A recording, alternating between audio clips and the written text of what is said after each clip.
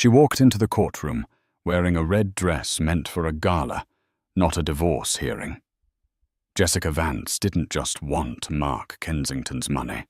She wanted his wife Sarah to feel every ounce of her insignificance. She slapped a $40,000 Birkin bag onto the legal table, the sound echoing like a gunshot in the silent room. She thought she had won. She thought the quiet woman in the grey cardigan sitting across from her was a nobody, a charity case Mark had picked up in college. Jessica laughed, flashing a diamond ring the size of a grape, oblivious that the doors behind her were about to open for a man who didn't just have money. He owned the banks. And he wasn't happy. The atmosphere inside courtroom 304 was thick enough to choke on. On the left side of the aisle sat Mark Kensington, the CEO of Kensington Tech, a man recently featured on the cover of Forbes as a self-made visionary. He adjusted his bespoke Italian suit, checking his reflection in the polished wood of the defense table. He looked confident, bored, and utterly dismissive of the woman sitting across from him. Next to him sat Jessica Vance. She wasn't a lawyer, and technically she shouldn't have been sitting at the counsel table, but Mark's high-priced attorney, Robert Sterling, hadn't the spine to tell her to move. Jessica was the physical embodiment of new money. She wore a blood-red designer dress that hugged every curve, clashing violently with the somber tone of a divorce hearing. Her wrist was weighed down by a solid gold Cartier bangle, and she kept checking her phone, sighing loudly every time the proceedings slowed down. On the right side sat Sarah Kensington. If Jessica was a neon sign, Sarah was a shadow. She wore a faded grey cardigan, her hair pulled back in a simple, messy bun. She wore no jewelry, not even her wedding ring. Her hands were folded neatly in her lap. To the casual observer, she looked defeated. She looked like a woman who had ridden her husband's coattails for 10 years and was now about to be thrown out onto the street. "Mr. Sterling," Judge Anthony Harrison said, peering over his spectacles, "we are here to discuss the division of assets. Your client, Mr. Kensington, is contesting the alimony request. Is that correct?" Robert Sterling stood up, smoothing his tie. "That is correct, Your Honor. My client, Mr. Kensington, built Kensington Tech from the ground up. Mrs. Kensington has not been employed for the duration of their 10-year marriage. She has contributed nothing to the estate. In fact, she has been a drain on my client's resources."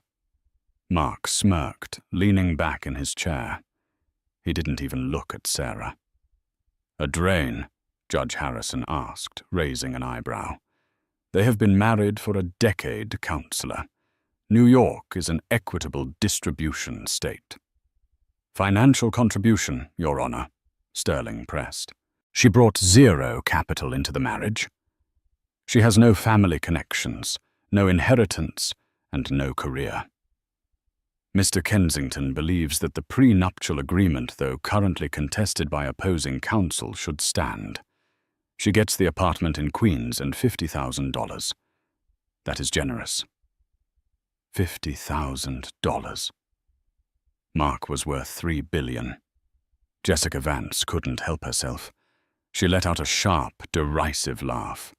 It was loud enough that the court stenographer paused her fingers, hovering over the keys. "Excuse me," Judge Harrison snapped, looking at Jessica. "Is something funny, Ms. Vance?" Jessica didn't stand up. She just smirked, twirling a lock of her blonde hair. "I'm sorry, Judge.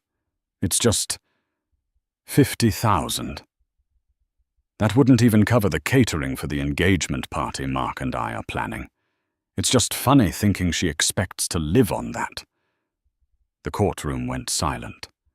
The disrespect was palpable. Sarah's lawyer, a court-appointed public defender named Mr. Higgins, looked like he wanted to crawl under the table. He was overworked, underpaid, and clearly intimidated by Mark's legal team. He stood up shakily. "Your Honor, my client..." Sarah. She supported Mr. Kensington while he was coding his first software.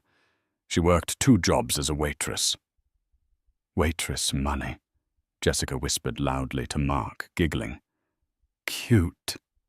Mark leaned over to Jessica, whispering back. Don't worry, babe. We'll be out of here by lunch. Then we can go pick up that new Porsche.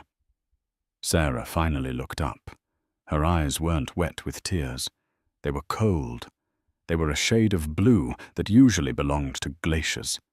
She looked at Mark, then at Jessica. Mark, Sarah said softly.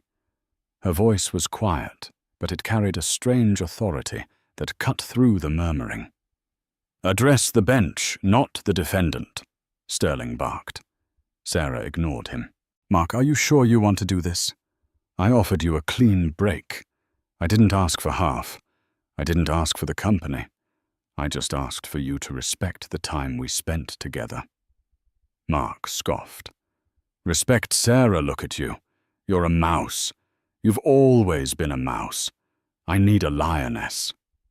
He grabbed Jessica's hand and kissed it theatrically. I need someone who fits my world. You belong back in the trailer park I saved you from. Saved me, Sarah repeated. A tiny, almost imperceptible smile touched her lips. Is that how you remember it? That's the reality, Mark sneered. You're a nobody, Sarah. A ghost. And after today, you won't even be a Kensington. Thank God for that, Sarah murmured. What was that? Judge Harrison asked. Nothing, Your Honor, Sarah said, returning to her composure. I just wish to state that the trailer park my husband refers to, he never actually visited my home, did he? Mark rolled his eyes. Why would I visit a dump? You met me at university. You were on a scholarship. Probably a hardship fund. Jessica leaned forward, placing her elbows on the table, causing her diamond bracelets to clatter. Look, honey, she addressed Sarah directly. Let's speed this up. Mark bought me this watch last week. She tapped the face of a diamond-encrusted Patek Philippe. It cost more than your lawyer makes in a year. Just sign the papers, take the cash, and go find a nice waiter to marry. Stop embarrassing yourself by trying to fight people who are out of your league. Sarah looked at the watch. Then she looked at the clock on the wall. It was 10:58 a.m. You're right, Jessica, Sarah said. Time is very valuable. And I believe my time is just about up. What are you babbling about? Mark asked, annoyed. I didn't want to do this, Sarah said, standing up. She didn't look like a mouse anymore. She stood with a posture that was almost military-grade straight. I wanted to spare you the embarrassment, Mark. I really did. I tried to settle this quietly. Sit down, Mrs. Kensington, the judge warned. I can't, Your Honor, Sarah said politely but firmly, because the jurisdiction of this court is about to change. Excuse me, the judge frowned. My father, Sarah said, smoothing her grey cardigan. He's a very protective man. He didn't like the voicemail you left me, Mark, the one where you threatened to fabricate evidence about my mental health. Mark paled slightly. He heard it, Sarah interrupted, and he decided to come pick me up. Your father, Jessica laughed, a shrill, hyena-like sound. Who is he? The manager of a Burger King. Just then, the heavy double doors at the back of the courtroom didn't just open, they flew open. 2 men in dark suits walked in first. They weren't court security. They wore earpieces and lapel pins that looked like crests. They scanned the room with professional paranoia. Hey, you can't just barge in here, the bailiff shouted, reaching for his belt. One of the men in suits held up a hand, flashing a badge that wasn't NYPD. It was diplomatic security. Make way, the agent said, his voice booming. Make way for who? Judge Harrison stood up, outraged. This is my courtroom. "Not anymore, it isn't," a deep voice thundered from the hallway, and then he walked in. The man who entered the courtroom was a giant both in stature and presence. He was in his 60s, with a mane of silver hair and a beard that looked like it had been carved from granite. He wore a suit that made Mark's bespoke Italian tailoring look like a costume from a thrift store. But it wasn't the suit. It was the aura. This was a man who didn't ask for permission. He took it. Behind him trailed 3 more assistants, one carrying a briefcase, the others simply creating a perimeter. The courtroom gasped. Even Judge Harrison froze. He recognized the face. Everyone recognized the face.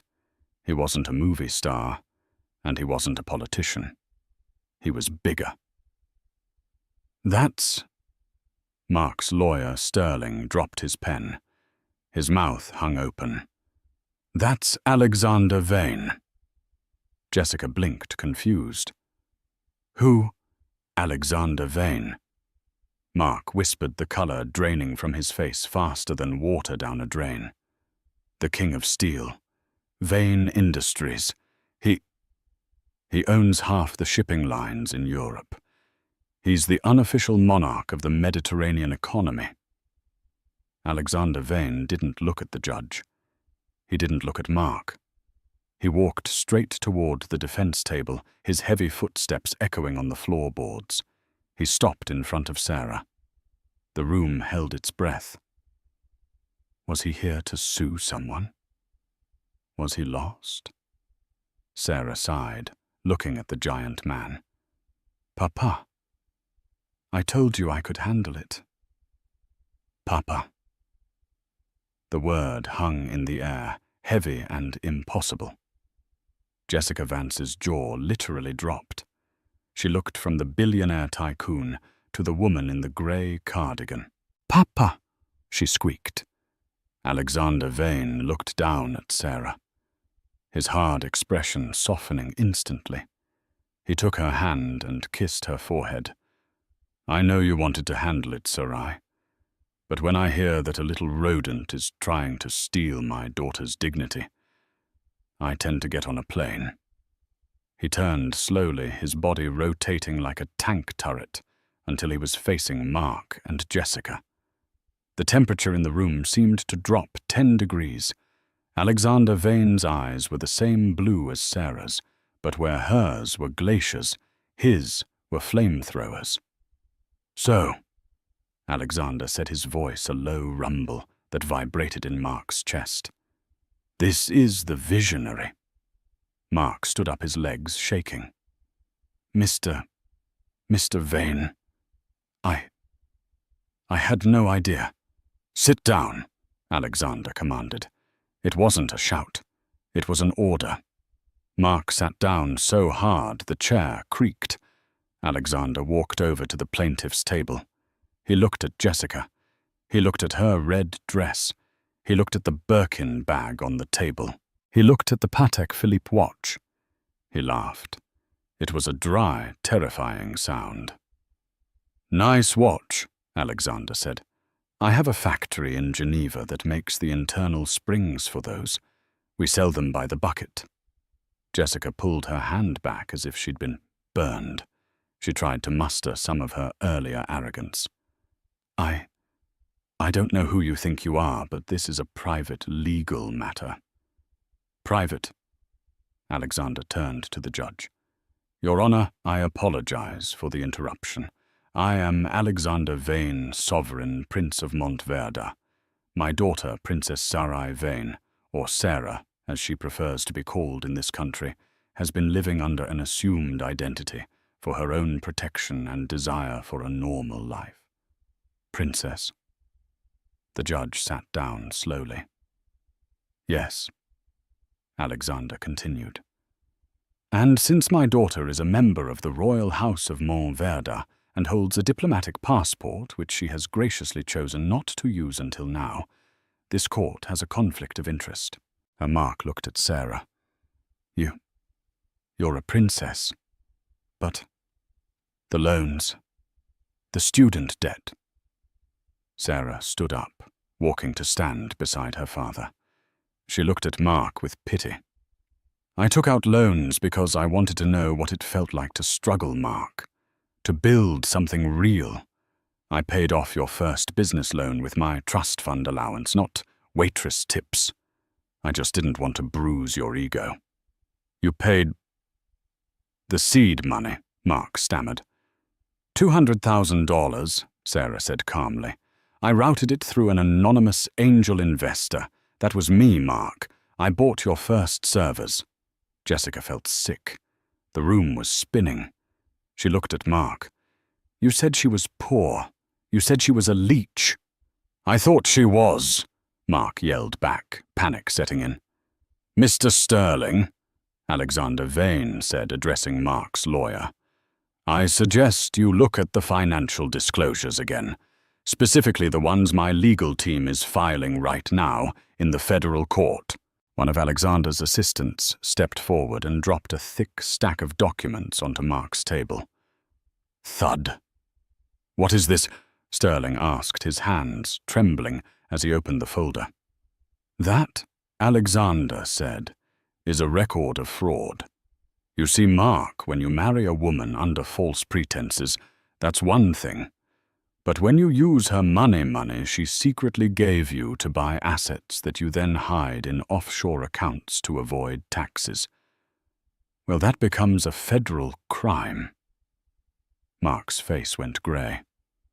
I don't know what you're talking about. The Cayman accounts, Sarah said softly. The ones under the name Vance Holdings.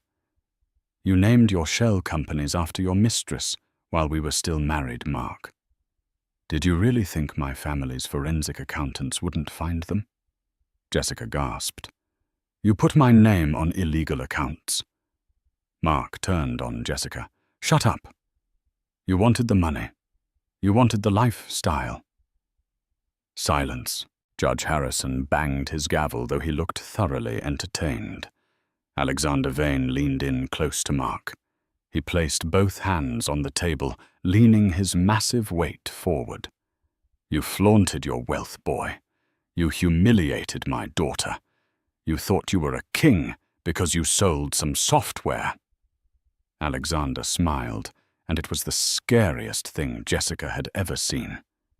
You are about to learn the difference between new money and old power. You played checkers, Mark. My daughter was playing chess, and Alexander straightened up, buttoning his jacket. I just flipped the board. Alexander turned to Sarah. Shall we go, darling? The helicopter is waiting on the roof. We have a lunch meeting with the governor. Sarah nodded. She looked at Jessica one last time. Jessica was clutching her Birkin bag like a life raft. Oh, Jessica, Sarah said, pausing. That bag? Jessica looked down at the red crocodile skin. It's a fake, Sarah said simply. Mark bought it from a reseller in Chinatown. I saw the receipt on his desk months ago. Real Hermes doesn't have orange stitching on the interior pocket. Jessica screamed, a guttural, horrified scream. She threw the bag at Mark. You cheap bastard! Order in the court. The judge was banging the gavel, but he was hiding a smile behind his hand. Sarah took her father's arm. They turned to walk out. But the drama wasn't over. Just as they reached the doors, the bailiff stepped forward with 2 police officers who had just entered from the rear. Mark Kensington, the officer asked. Mark stood up, sweating profusely. Yes. We have a warrant for your arrest regarding securities fraud and embezzlement. Jessica scrambled away from him. I didn't know anything. Alexander Vane stopped at the door. He didn't look back. He just checked his watch, a vintage piece worth more than the entire building. Right on time, Alexander said. But as the cuffs clicked onto Mark's wrists, Jessica Vance realized something terrifying. Mark was going to jail. The assets would be frozen.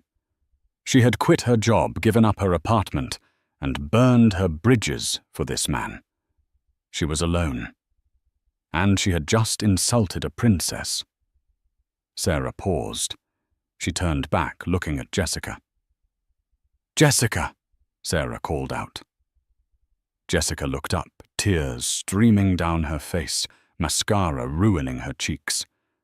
"The shoes are fake too," Sarah said. Then she walked out. The scene outside the courthouse was a frenzy. Word had spread. It wasn't just a divorce hearing anymore. It was the downfall of a tech mogul and the public outing of a secret princess. The paparazzi, usually reserved for movie stars, were swarming the steps. Jessica Vance stumbled out of the revolving doors, shielding her eyes from the flashbulbs. 10 minutes ago, she had walked in like a queen. Now she was the court jester. "Jessica, is it true the bag is fake?" a reporter shouted, thrusting a microphone in her face. "Did you know about the embezzlement? Are you going to be charged as an accomplice?" Jessica pushed past them, her heels clicking frantically on the pavement. She reached for her phone to call an Uber, but her hands were shaking so badly she dropped it. The screen shattered a fitting metaphor for her life. "Taxi!" she screamed, waving her arm. Her voice cracked. She finally scrambled into a yellow cab, slamming the door shut on the cameras. "The Kensington Tower, Upper East Side. Go. Just go." As the taxi weaved through traffic, Jessica tried to calm her breathing. "It's a mistake," she told herself. "Mark will fix this.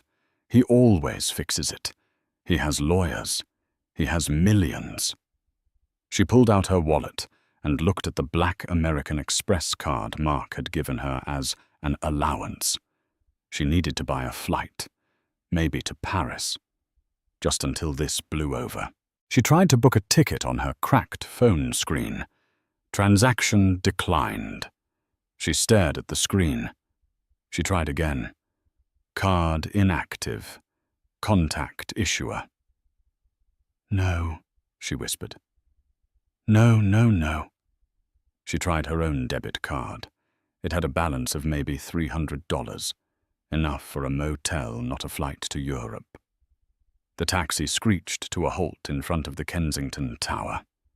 This was Mark's crown jewel, a residential skyscraper where the cheapest apartment cost $4 million. They lived in the triplex penthouse.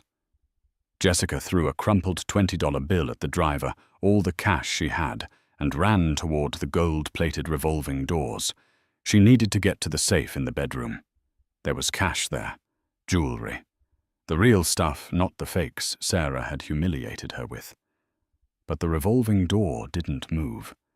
She pushed harder. Nothing. "Jerry!"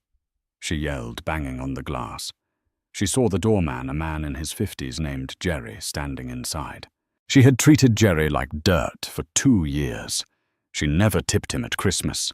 She complained if he didn't open the door fast enough. She once tried to get him fired because he made eye contact with her. Jerry looked at her. He slowly walked over to the glass. He didn't open the door. "Let me in." "My key fob isn't working." Jessica shrieked, her voice muffled by the thick glass. Jerry shook his head slowly. He pointed to a piece of paper taped to the glass from the inside. "Eviction notice. Pursuant to court order 99C. All access to Penthouse A is revoked immediately." "You can't do this," Jessica yelled. "I live here. My clothes are in there." Jerry cracked the side door open just an inch. "Sorry, Miss Vance. Management's orders. No unauthorized personnel." "I'm not unauthorized, you idiot. I'm Mark Kensington's fiancée." "Mr. Kensington doesn't own the building anymore," Jerry said, a hint of a smile playing on his lips. Actually, turns out he never really owned the penthouse either. It was a corporate lease. "Who owns it then?" Jessica demanded. "I'll call the landlord right now." Jerry chuckled. You really don't know. He pointed to the brass plaque on the wall, one that had always been there, but Jessica had never bothered to read. It listed the property management company, managed by Vane Real Estate Trust, a subsidiary of Vane Industries. Jessica froze. The blood drained from her face. Vane, she whispered. Sarah's father. Miss Sarah called about 10 minutes ago, Jerry said, looking more cheerful than he had in years. She said that since the lease was in Mr. Kensington's name, and he is currently indisposed, the property reverts to the owner. She also mentioned that any personal items left inside are now considered collateral against unpaid rent. My clothes, Jessica gasped. My shoes. Collateral, Jerry repeated. But she did leave something for you. Jerry reached behind the desk and pulled out a small plastic grocery bag. He tossed it through the crack in the door. It landed on the sidewalk at Jessica's feet. Jessica opened it with trembling hands. Inside was a pair of cheap rubber flip-flops. She said those heels looked uncomfortable, Jerry said. And since they're fake anyway, you shouldn't mind swapping them. Jerry closed the door and locked it. Jessica Vance stood on the sidewalk of Park Avenue, surrounded by billionaires holding a plastic bag with $5 flip-flops inside. It started to rain. She looked at her phone. A text message came through from her best friend, Chloe. Hey, just saw the news. Don't come to the gala tonight. It's invite only and well, you know. Good luck.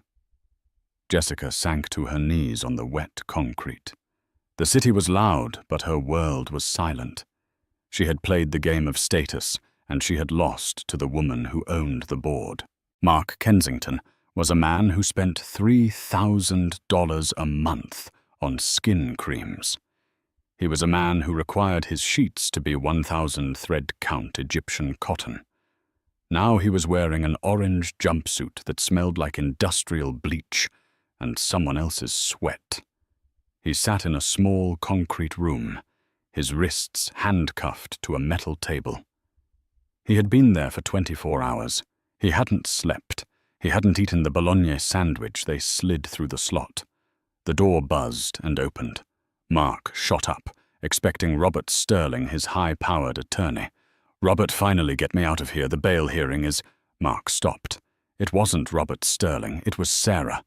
She walked into the interrogation room, looking like royalty. The grey cardigan was gone. She was wearing a tailored navy blazer, white trousers and heels that clicked with authority. Her hair was down, cascading over her shoulders in waves. She looked vibrant, powerful. She sat down opposite him. She didn't have a lawyer with her. She didn't need one. Sarah. Mark breathed out. He tried to summon his old arrogance, but it faltered. What are you doing here? Did you come to gloat? I came to bring you this, Sarah said calmly. She slid a single piece of paper across the metal table. Mark looked at it. It was a letter of resignation from Robert Sterling.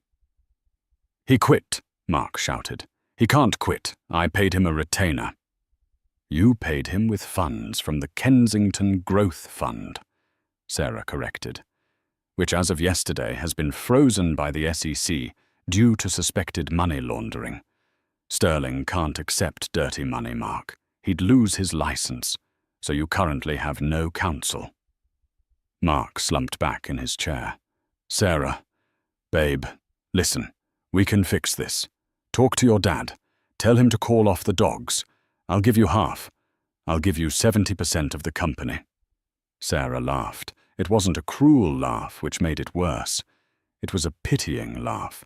Mark, you still don't understand, she said, folding her hands on the table. You don't have 70% of the company to give. I built Kensington Tech. Mark slammed his cuffed hands on the table. I wrote the code.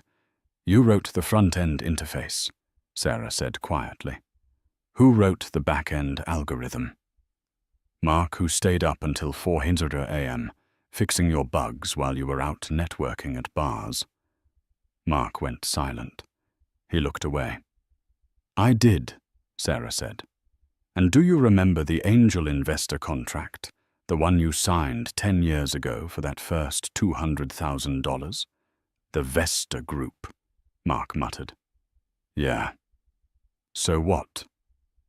Vesta is an acronym, Sarah explained.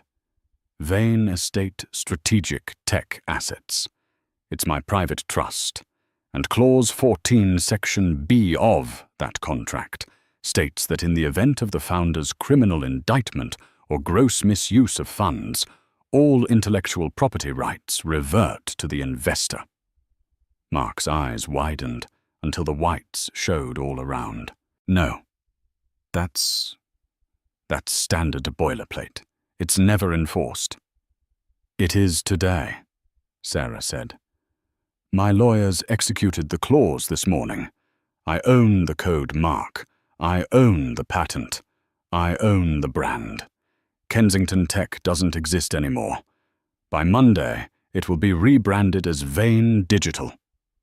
Mark felt like he couldn't breathe. The walls of the small room were closing in. You stole my company. I repossessed my property, Sarah said coldly. You were just the manager, and you were a bad one. She stood up and walked to the heavy steel door. She knocked on it for the guard. Sarah, wait. Mark was crying now. Genuine tears of terror. What happens to me? I'm facing 20 years. The fraud, the embezzlement. Sarah, please, I'm your husband. Sarah paused with her hand on the door. She didn't turn around. You ceased being my husband the moment you used our anniversary dinner money to buy Jessica a bracelet, she said. I kept the receipt, Mark. I kept every receipt for 10 years. I'm sorry, Mark wailed. I'm sorry I called you a mouse. I'm sorry. Sarah turned then. Her blue eyes were dry and clear. You were right about one thing, Mark. I was a mouse. I hid in the corners. I let you take the credit. I let you shine because I loved you, and I thought you needed the confidence.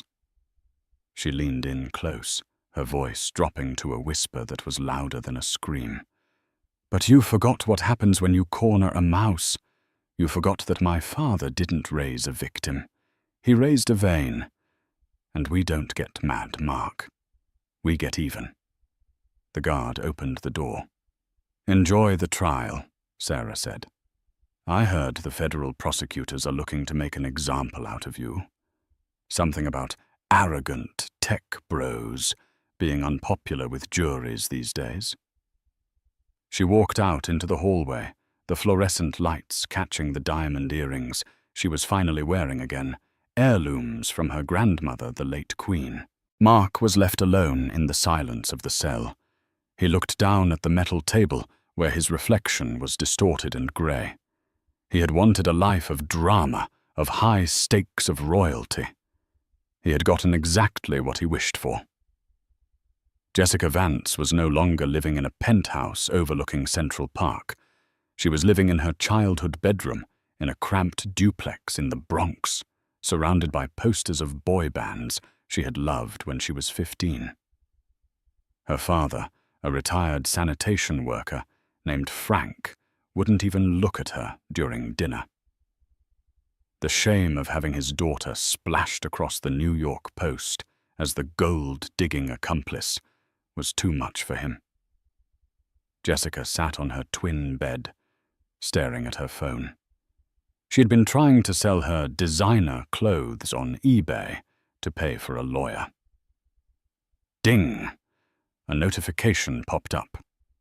User Luxury Lover 99 has opened a dispute. Item is counterfeit. The Louboutins have red paint, not red soles, demanding refund. Jessica threw the phone against the wall. Even the gifts Mark had given her, the ones she thought were genuine apologies for his temper, were fake. Everything was a lie. Her phone buzzed again. This time it was a call from a blocked number. She picked it up, hoping it was a talent agent. "Jessica." It was Mark's voice. It sounded tinny, echoing from the prison payphone. "Don't call me," Jessica hissed. "My lawyer said I shouldn't talk to you." "Your lawyer is a public defender who smells like mothballs," Mark snapped.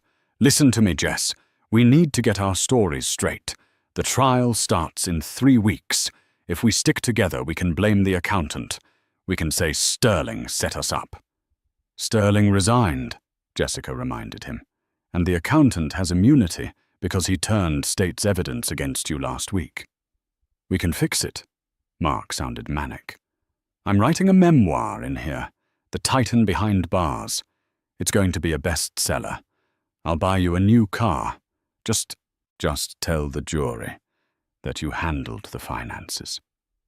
Tell them I was too busy being a creative genius to look at the bank statements." Jessica went cold. "You want me to take the fall, not the fall, babe, just the responsibility. You're sympathetic. You're a woman. The jury will go easy on you. If I get convicted, the company dies. If I walk, I can rebuild and take care of you." Jessica looked around her basement bedroom. She looked at the fake shoes. She remembered Sarah's cool, calm voice telling her the bag was worthless. "You want me to go to jail for you?" Jessica whispered. "After you humiliated me? After you let me get evicted?" "It's a strategy," Mark yelled. "Don't be selfish, Jessica." "Selfish?" Jessica let out a bitter laugh. "You know what, Mark, I think I will tell the truth, but not the version you want. Jessica, don't you dare. If you flip on me, I'll tell them about the Cayman accounts you signed for." "They already know, Mark," Jessica screamed. "Sarah's father found everything. There are no secrets left." She hung up. Her hands were shaking. She realized then that there was no us. There was only survival. She grabbed her coat and ran out the door. She wasn't going to meet Mark's lawyer. She was going to the district attorney's office. She was going to sing like a canary. It was Valentine's Day, but there was no love in courtroom 402. The trial had been going on for 2 weeks. The prosecution, led by a ruthless U.S. attorney named David Ross, had methodically dismantled Mark's empire. They showed charts of money flowing from Kensington Tech into shell companies with names like Red Dress LLC and JV Luxury. But the climax came when the defense called their witnesses. Mark Kensington took the stand first. He wore a cheap suit, but he tried to project the image of a misunderstood genius. "Mr. Kensington," his public defender asked, "did you knowingly defraud your investors?" "Absolutely not," Mark said, turning to smile charmingly at the jury. "I am a visionary. Details, numbers, those aren't my strong suit. I trusted people. I trusted my wife, Sarah. I trusted my girlfriend, Jessica. If money was moved, it was done without my direct knowledge. I was too busy coding the future." A murmur went through the crowd. He was blaming the women. Then it was time for cross-examination. The prosecutor, Mr. Ross, stood up. He didn't hold a notepad. He held a remote control. "Mr. Kensington, you say you were too busy coding. Is that right?" "Yes, sir. 18 hours a day." "Can you explain this video, then?" Ross pointed to the large screen on the wall. A video began to play.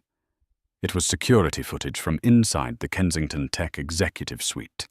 It was dated 3 days before the IPO launch. In the video, Mark was playing an online video game, his feet up on the desk, holding a beer. Sarah was visible in the background, frantically typing on 3 different monitors, her hair messy, clearly exhausted. Audio from video Mark.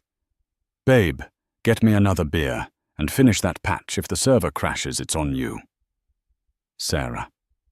Mark, please help me. The code is unstable. Mark. That's why I keep you around. You're the worker bee. I'm the face. The video ended. The courtroom was dead silent. Mark's face was purple. That is out of context. The context seems clear, Ross said. You weren't the genius, Mr. Kensington. You were the mascot. Mark sputtered, looking for an ally. He looked at Jessica, who was sitting at the defense table as a co-defendant. Mark pointed a trembling finger at Jessica. She spent the money. Look at her. She's obsessed with luxury. She forced me to embezzle. Jessica stood up, knocking her chair over. Her lawyer tried to grab her, but she broke free. I forced you! Jessica shrieked, ignoring the judge's gavel. You told me you were a billionaire. You told me the money was yours. I have text messages, Mark. Sit down. Judge Stone banged the gavel. Ms. Vance, take the stand if you wish to testify. I will. Jessica marched to the witness box. She was sworn in. She didn't wait for a question. He has a spreadsheet, Jessica told the jury, breathless. On his private cloud. It's called The Bait. He tracks women based on their credit scores and family inheritance. He targeted Sarah because he thought she was a scholarship student he could control. He targeted me because he thought I was dumb enough to believe his lies. Objection, Mark yelled from his seat. She's lying. She's a gold digger. I am, Jessica cried out, tears streaming down her face. I am a gold digger. I wanted his money, but there was no money. He bought my engagement ring on a credit card opened in his mother's name. He stole his own mother's identity. The jury gasped. The press gallery was typing furiously. And one more thing, Jessica sobbed, looking at Sarah, who sat in the front row, immaculate and unmovable.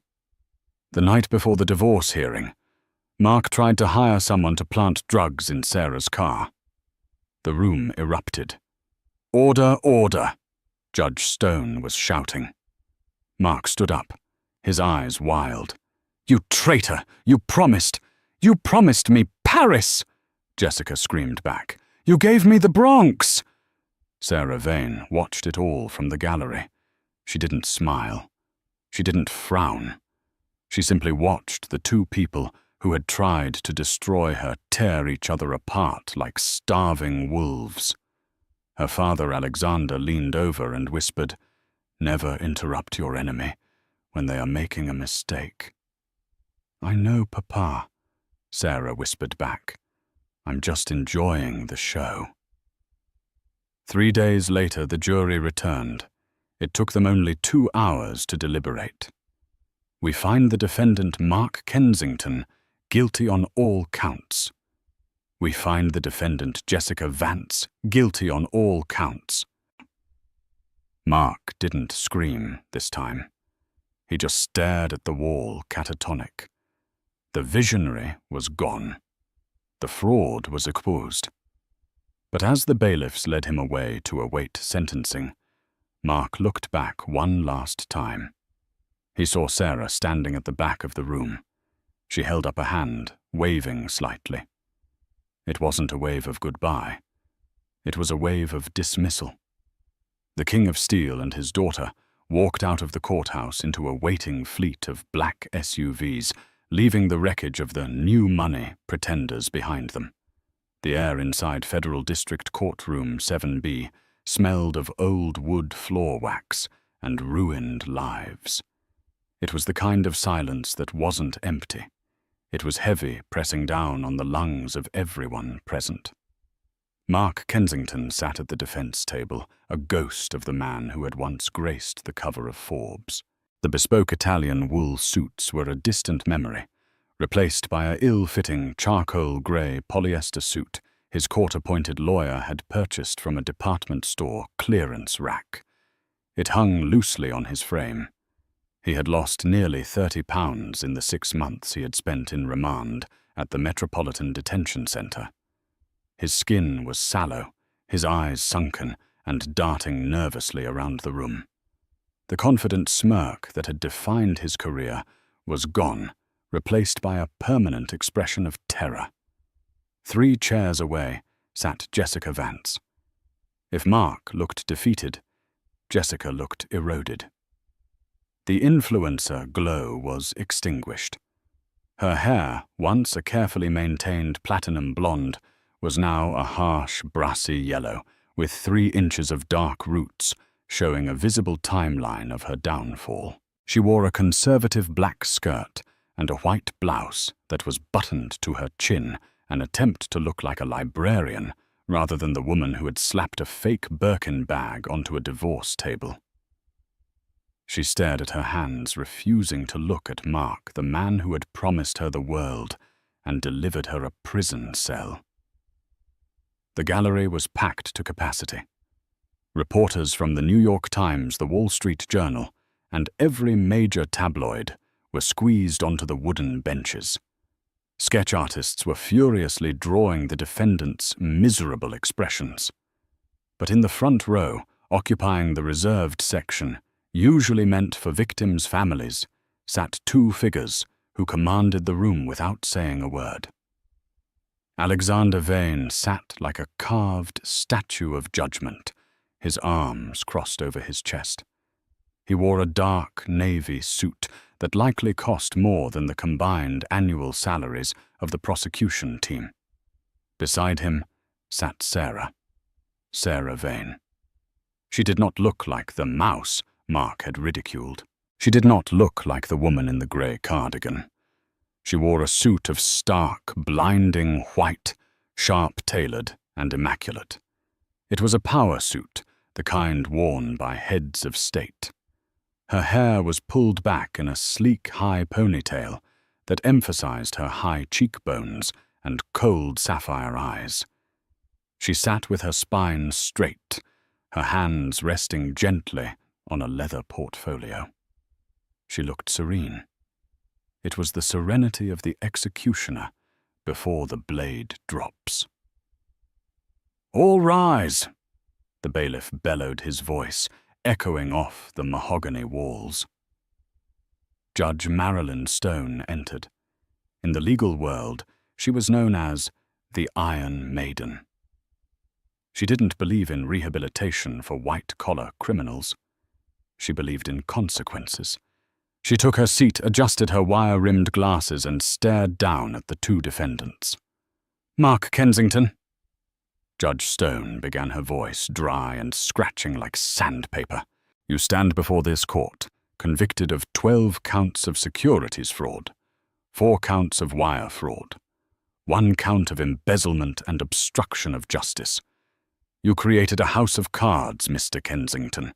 You took money from hard-working people, pension funds, small investors, and even your own wife to fund a lifestyle of grotesque excess." Mark stood up, his legs trembling so violently the table shook. "Your Honor, please, I got lost. The pressure, I wanted to succeed. I can pay it back. I swear, give me time, and I will pay every cent back." "Time is exactly what I am going to give you," Judge Stone said, her eyes narrowing. "But not to make money." She opened the folder in front of her. The room held its breath. "For the crimes committed and for the sheer arrogance displayed during these proceedings, attempting to blame your co-defendant, attempting to blame your wife, I sentence you to 14 years in federal prison." Mark let out a sound that was half gasp, half sob. 14 years. He would be nearly 50 when he got out. "You will serve a minimum of 85% of your sentence before being eligible for parole," Stone continued ruthlessly. "Furthermore, you are ordered to pay restitution in the amount of $45 million. This represents the total capital stolen from investors plus penalties. Mark collapsed back into his chair, burying his face in his hands. His life was over. "Jessica Vance," the judge called out. Jessica stood up, weeping openly. "I didn't know I was just the girlfriend. He told me he was rich." "The jury found otherwise," Stone said, unmoved. "You signed the checks for the shell companies. You enjoyed the spoils of the theft. Ignorance is not a defense when you are holding the pen. I sentence you to 4 years in federal prison, followed by 5 years of supervised probation."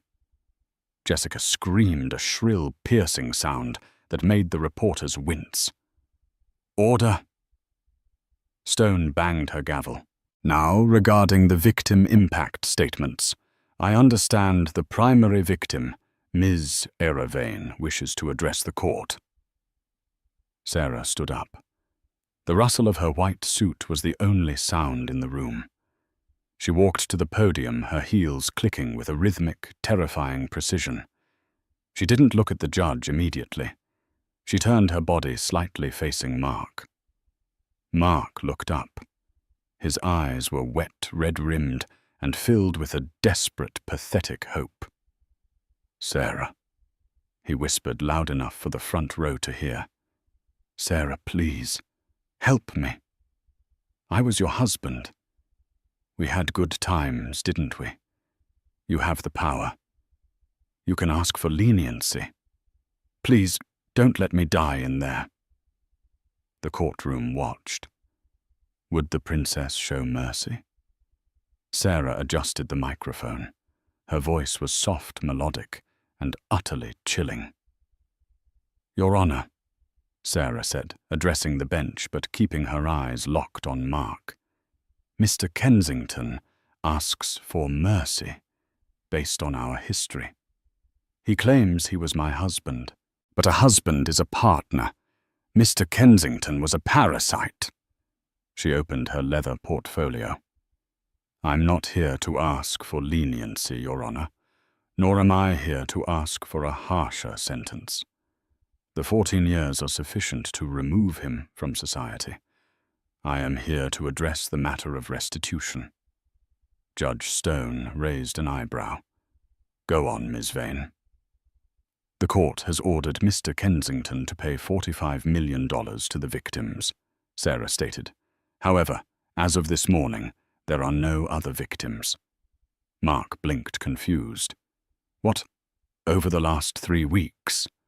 Sarah continued, pulling out a stack of notarized documents. "My holding company, Vane Capital, has contacted every single minor investor defrauded by Kensington Tech. I have reimbursed them 100 cents on the dollar. I have bought out their claims." A murmur of shock went through the gallery. That was tens of millions of dollars paid out of pocket. "Why would you do that?" Mark stammered. To save me." Sarah finally smiled. It wasn't a warm smile. It was the smile of a shark sensing blood in the water. "No, Mark, I didn't do it to save you.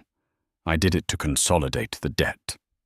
She handed the documents to the bailiff to pass to the judge. "Since I am now the sole holder of the debt, the $45 million in restitution is owed entirely to me. And unlike the federal government or a bank, I am not interested in writing this off as a bad loss. I have filed a civil lien against you, Mark. It is already approved." "A lien?" Mark asked, his voice shaking.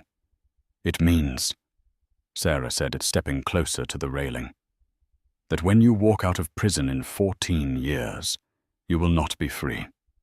You will be 48 years old, a convicted felon with no job prospects, and you will owe me $45 million. Mark went pale, his skin taking on the color of ash. "I have structured the judgment so that the interest is frozen," Sarah said, her voice dropping to a whisper that carried like a gunshot. "I don't want the debt to grow so big you give up. I want it to sit there exactly at $45 million. Do you know what that means, Mark?" Mark shook his head, tears streaming down his face. It means I will garnish every paycheck you ever earn for the rest of your life, Sarah said. If you get a job flipping burgers, I take 90%. If you find a $20 bill on the sidewalk, 18 of it belongs to me. You will never own a car. You will never own a home. You will never even own a credit card. You are effectively my indentured servant until the day you die. Mark stared at her in horror. She hadn't just locked him up. She had erased his future. She had ensured that even in freedom he would be in chains. You can't do that, Mark whispered. That's cruel. Cruelty is spending your wife's inheritance on a mistress and calling your wife a mouse, Sarah replied coolly. This is just accounting. She turned her gaze to Jessica. Jessica shrank back in her seat, trying to make herself invisible. I have nothing, Jessica sobbed. You can't take money from me. I have nothing. I know, Jessica. Sarah said, her tone shifting from icy to almost pitying. And truthfully, you aren't worth the legal fees to sue. Jessica let out a breath of relief. However, Sarah said, pausing for effect, I did notice that your parents, Frank and Linda, lovely people, have been struggling to pay their rent in the Bronx since you moved back in and drained their savings for your legal defense. Jessica's eyes widened. Leave them alone. Oh, I haven't touched them, Sarah said innocently. But the building they live in, 402 Sycamore Avenue, it was on the market, a distressed asset. Vane Real Estate Trust closed on the property yesterday. Jessica gripped the edge of the table. You bought my parents' building. I'm your landlord now, Jessica, Sarah said, and I have a very strict policy regarding tenants with criminal records living on the premises. But because I'm generous, I won't evict them. Yet. Sarah leaned in. But when you get out in 4 years, Jessica, don't think about moving back home. If you set one foot in that building, if you try to live on my property, I will evict your parents so fast their heads will spin. You are homeless, effectively banned from the only roof you have left. You're a monster, Jessica shrieked. I am a Vane, Sarah corrected, and we protect our own. Sarah closed her portfolio. She looked at the judge. Thank you, Your Honor. I have nothing further. As Sarah turned to leave, Mark lunged forward, restrained only by the heavy chains connected to the floor. Sarah. Wait. I love you. I still love you. He screamed a desperate, delusional lie. Sarah stopped. She didn't turn around. She simply reached into her purse and pulled out a small object. She tossed it over her shoulder. It landed on the defense table with a hollow clatter.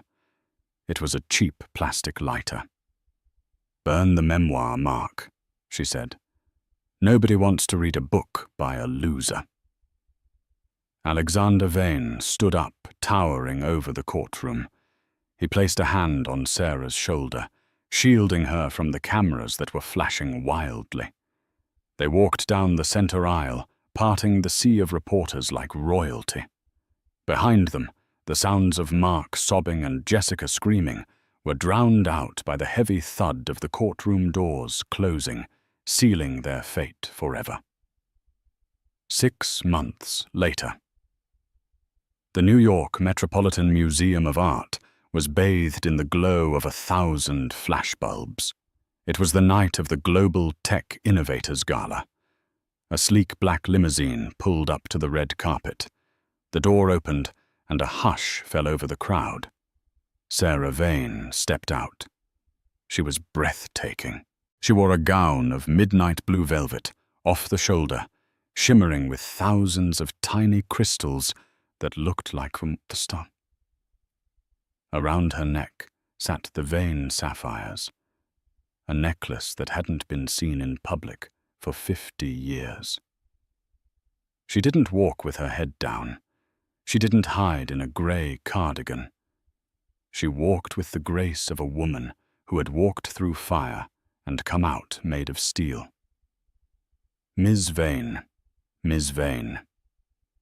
A reporter from Vanity Fair thrust a microphone toward her. Your company, Vane Digital, just posted record profits for the quarter. How does it feel to be the most powerful woman in tech? Sarah stopped and smiled. It was a genuine smile this time. It feels correct. And Ms. Vane, another reporter shouted, do you have any comment on the news from upstate your ex-husband was transferred to maximum security yesterday after a fight in the yard? Sarah paused. The camera zoomed in on her face. For a split second, there was a flicker of recognition. A memory of a man who had once told her she was nothing. Then the mask of the Queen slid into place. Who? Sarah asked. She didn't wait for an answer. She turned and ascended the stairs. Her blue velvet train trailing behind her like royal robes, leaving the past where it belonged in the dark, while she stepped into the light. The story of Sarah and Mark is a brutal reminder of a simple truth. Arrogance is the most expensive luxury in the world, and eventually everyone receives the bill. Mark and Jessica mistook silence for weakness and kindness for stupidity. They thought the lack of flash meant a lack of cash, failing to realize that true power doesn't need to shout, it whispers. In the end, the karma wasn't just that they went to prison. It was that they lost their humanity in pursuit of a status they never earned. Sarah's victory wasn't in the money she had, but in the dignity she kept. If you enjoyed this story of justice served cold, please hit that like button. It really helps the channel grow. Don't forget to subscribe and turn on notifications so you never miss a story about karma hitting back. Share this video with someone who needs a reminder to stay humble. Thanks for watching.